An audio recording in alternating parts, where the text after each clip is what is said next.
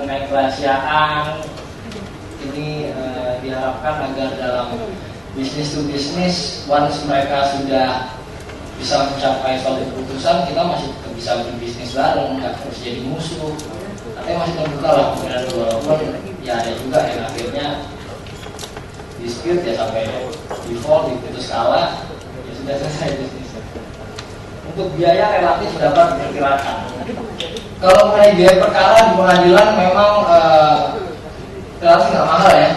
Mengajukan gugatan perdata itu sekitar sekumnya ya, mungkin 750.000 gitu, maksimal 1 juta, tergantung pihaknya berapa banyak, karena itu mungkin perhitungkan biaya pengirimannya. Kalau di arbitrase kita pakai referensi Bani. Bani itu untuk perkara 500 juta ke bawah dia 10% dari total klaim. Artinya bisa ditaksir semakin besar klaimnya, persentasenya memang semakin kecil, tapi itu sesuatu yang bisa diperkirakan gitu. Final and binding ini jelas jauh lebih efektif. Dalam 6 bulan Bani arbitrase harus memutus perkaranya, dan hasil putusannya sama dengan putusan pengadilan yang mungkin memakan sampai 5 tahun putusannya untuk mencapai final and binding. Kemudian lebih fleksibel dalam menentukan arbiter, artinya sidang di arbitrase itu yang saya suka itu berseni sekali, artinya kita bisa menyampaikan dengan tidak ada format tertentu, kita diberikan keleluasaan untuk berargumen gitu ya. Kalau di sidang pengadilan di Indonesia kan mungkin Bapak Ibu tahu ya, kalau sidang perdata itu datang menunggunya bisa 1 jam, 2 jam, sidangnya 5 menit. Itu juga cuma ngasihin dokumennya. Sudah ada pertanyaan, Pak penggugat ada yang disampaikan, nggak ada tergugat, oke silakan. Minggu depan sidang atau 2 minggu lagi sudah selesai sidang 10 menit. Buat lawyer yang di charge hourly mungkin senang itu, karena sama jalannya mungkin udah setengah jam, 1 jam kalau macet, pulang-pulang udah 5 jam di charge itu. Kalau langsung ya mungkin kalah.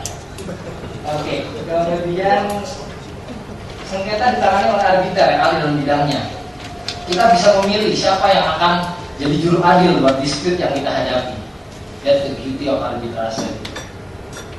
Namun di sisi lain, arbitrase bukan lembaga judisial, mereka nggak punya kekuatan sektorial. Harus dengan kerelaan dari para pihak untuk mau menjalankan putusan itu. Dalam hal tidak tercapai, harus minta bantuan pengadilan.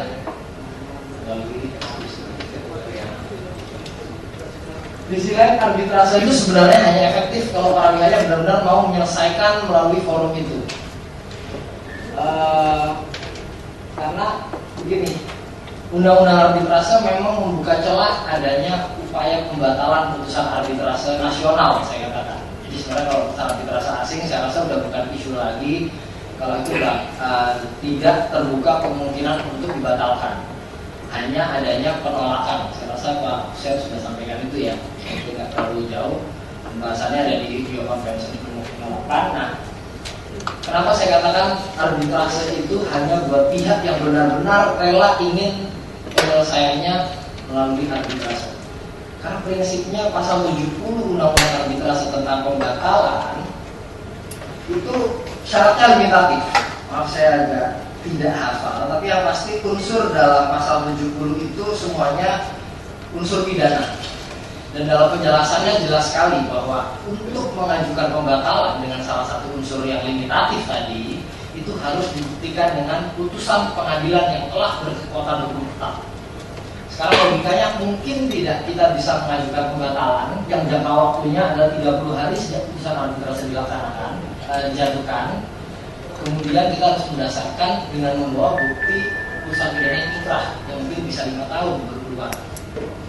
Itulah yang secara logika tidak mungkin putusan arbitrase di Indonesia ini bisa dibatalkan. Apakah pernah ada pembatalan di Indonesia? Sering, di tingkat pengadilan negeri. Tapi di Mahkamah Agung, apalagi Mahkamah Agung sudah mengeluarkan surat edaran bahwa setiap ada klausul arbitrase, maka para pihak juga harus mau melepaskan niatnya untuk membawa ini ke pengadilan. Itu juga secara tegas diatur di Konvensi New York yang telah diratifikasi di pasal 2-nya kalau nggak salah. Oh enggak, ada aja. Oke. case yang ada dalam perkara pertambangan. Saya melihat beberapa catatan yang pernah dimuat oleh beberapa media ya. Mungkin kalau Bapak Ibu, bahkan mungkin ada pihaknya di sini. Saya melihat ada perkara antara mana ya?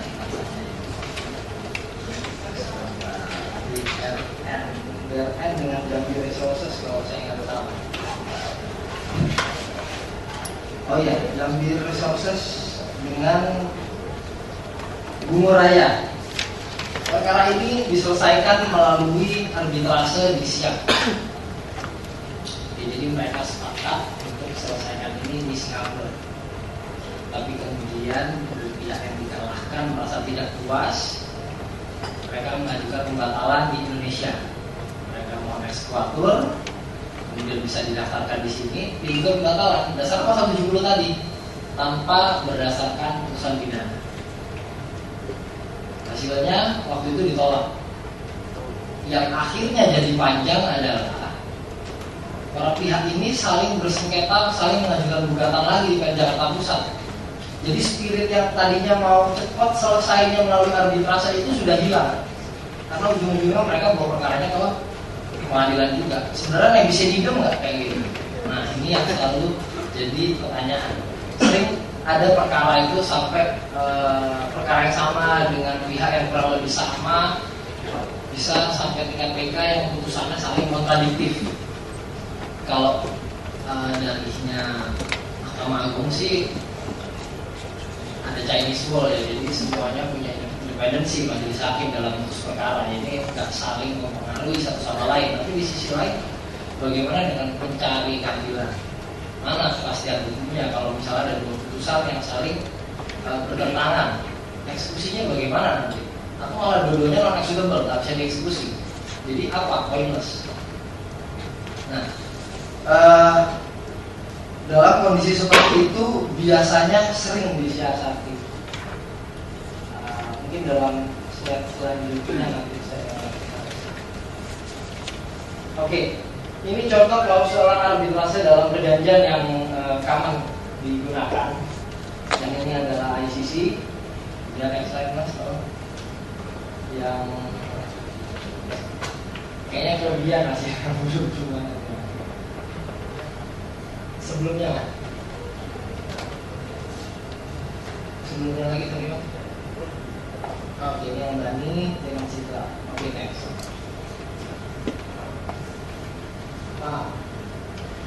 Kadang niat untuk menyelesaikan perkara di arbitrase sendiri, kendalanya juga timbul dari masalah legal drafting. Jadi nggak semata-mata memang karena pihaknya yang cari-cari supaya nggak bisa berarbitrase gitu ya. Misalnya ini case yang pernah saya lihat. Oke. If the claim is not settled and mediation parties must return to the matter of arbitration ICC rules. Oke, jadi mereka sepakat menggunakan ICC rules. Prosedurnya adalah ICC.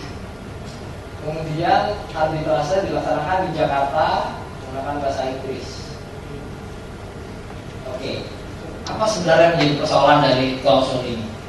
Mereka sudah sepakat ini perjanjian arbitrase, waktu itu ya artinya sudah disepakati sebelum adanya sengketa, terusnya ada, seatnya ada di Jakarta.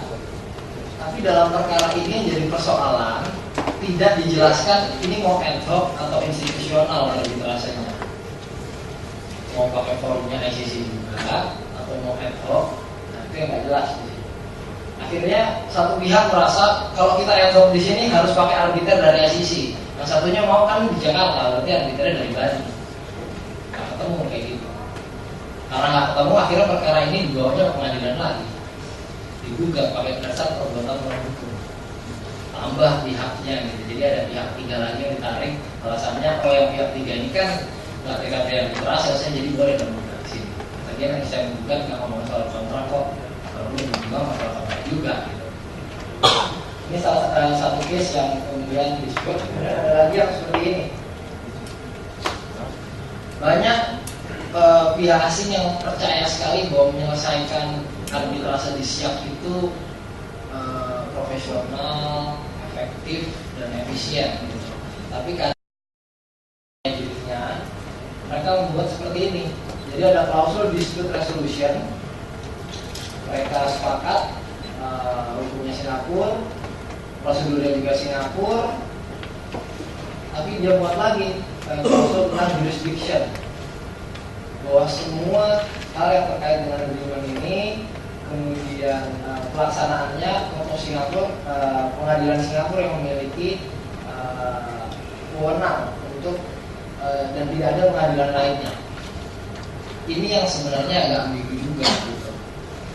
Sekarang kalau misalnya putusan arbitrase asing dilaksanakan di Indonesia, bisa kan selama ada asas resiprositas gitu yang saling data gitu ya.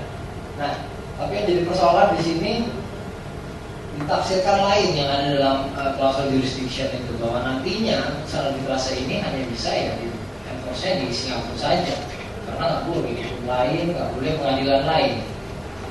Artinya kalau nanti dianggap sebagai putusan pengadilan asing, bisa nggak dieksekusi di Indonesia?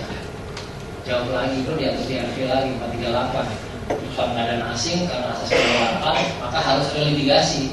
Relitigasi itu apa? Putusan asing boleh cuma jadi bukti pendukung saja, tapi harus diperiksa lagi oleh majelis hakim di Indonesia. Ini sesuai nggak faktanya? Ini sesuai nggak putusannya dan pertimbangan putusan hukum Indonesia? Karena kalau enggak, itu bisa mengganggu ketertiban umum. Panjang lagi, relitigasi itu konsepnya masuknya lewat gugatan, bukan permohonan eksekusi. Jadi kalau gugatan, ada banding, ada kasasi lagi. Oke, ini yang tadi saya maksud klausul arbitrase melawan gugatan kedaulatan lawan hukum. Kemarin saya baca di Bisnis Indonesia masih ada case yang seperti ini. Saya lupa pihaknya, tapi yang pasti masih ada saja yang mengajukan. Oke, saya ingat terkait grup MNC ya, friend dan global, ya friend gugatannya itu Haritanu kalau nggak salah, dia gugat perbuatan melawan hukum terkait dengan call option, salah peletakan sahamnya.